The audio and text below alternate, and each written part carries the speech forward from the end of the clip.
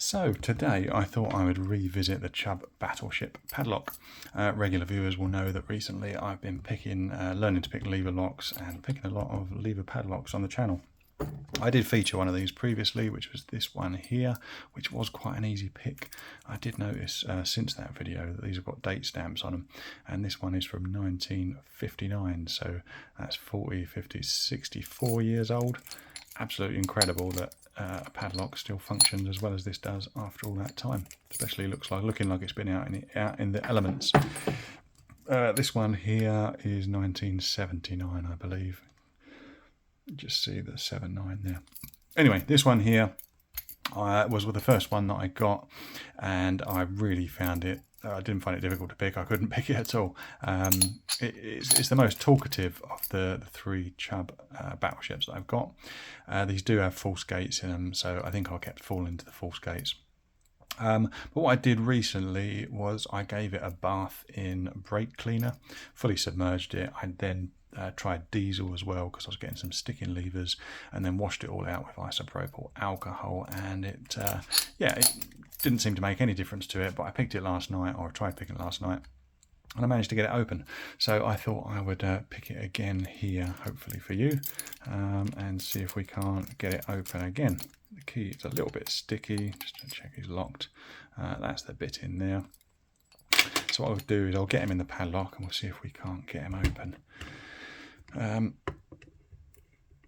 Yeah, the 1959 one, I don't think there's any false gates in there at all. I don't know if they put them in the more recent lever padlocks and not in the early ones. I don't know.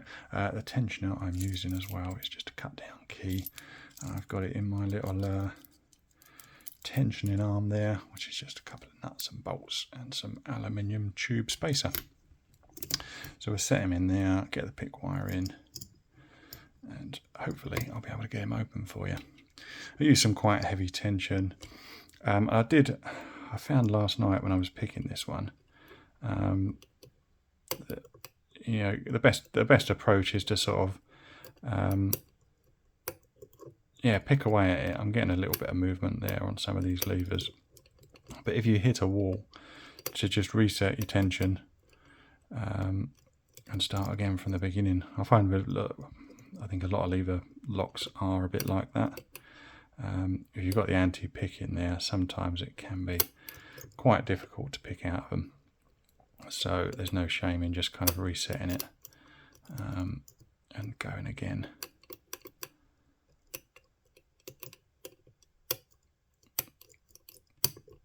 Just going to reset this one, try again. A little bit of movement at the back there. I'd love to make one with a little bit more movement on another lever there, and again. I'd love to make one of these into a cutaway. I've seen that Chris Capoon and Jack Fox have got cutaways of these.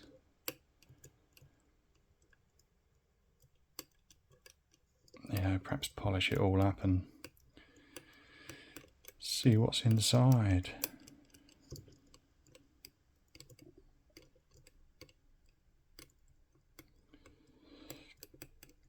So I think we are probably caught up in false gates at the moment because everything feels pretty stiff and he's not picked. I'm not making any more forward progress, so I'll just let off the tension. You'll hear those levers drop back down. There you go. And we'll go in again. So these have got 6 levers in them. A little bit of movement. I don't know if all of them have got the false gates on or not. It's difficult to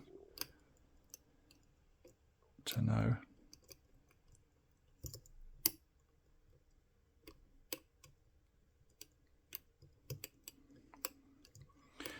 Yeah, I'm not really sure what makes it a more difficult pick. You know, it may be that all the crap that's inside it, that's been inside it since, what did I say, 1979, means that it's harder to pick. But I wouldn't have thought it'd have too much of an effect on it because the key still operates well. You'd think if the key was sticky and hard to operate, that picking it would be difficult to do, and vice versa, but it just doesn't seem to be the case with this anyway.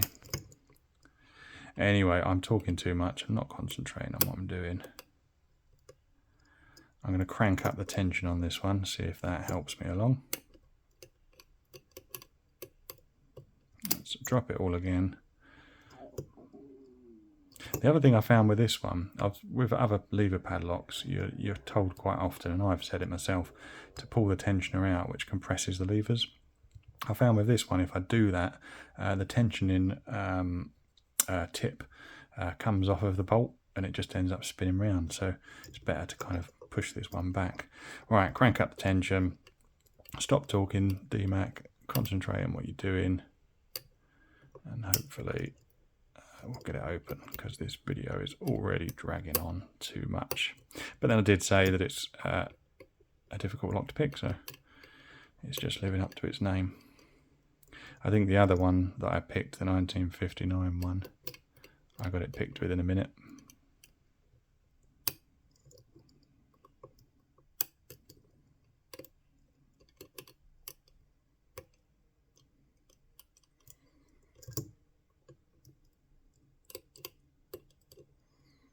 Come on.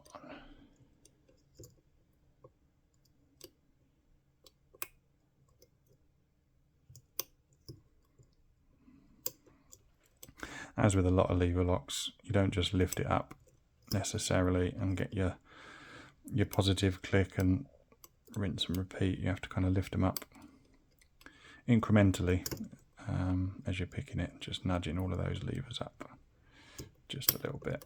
Oh, and there we go. Oh, we got that one open. The video's at about 7 minutes now, so I think that's the longest ever lever padlock picking video there's been, I think. But I'm glad I got that one. Finally got it picked. So I don't know if it was just me cleaning it that made the difference, or maybe I've just progressed a little bit in my lever lock picking journey, that I'm just a little bit more skilled. I don't know. Either way, really pleased to get this one open. This one, I'm toying with the idea of kind of, getting rid of all this rusty patina, and sprucing him up a little bit. What's your thoughts on lock patina and doing that? Should I take a wire wheel to it, or should I leave it in its original state? Let me know in the comments below. I'll leave a little DMAC logo up there so you can hit subscribe. That's always appreciated. And yeah, I'll see you on the next one. Stay safe.